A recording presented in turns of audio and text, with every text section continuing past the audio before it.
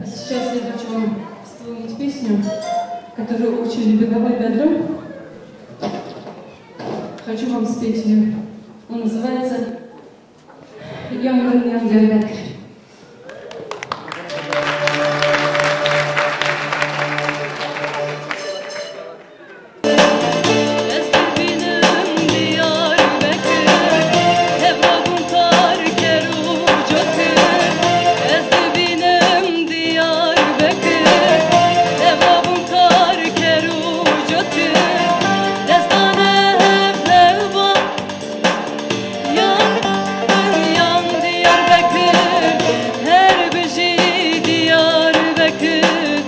Yanların yan Diyarbakır.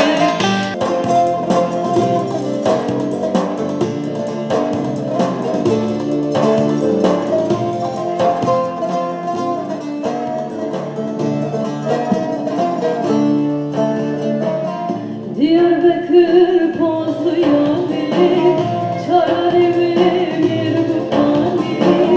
Diyarbakır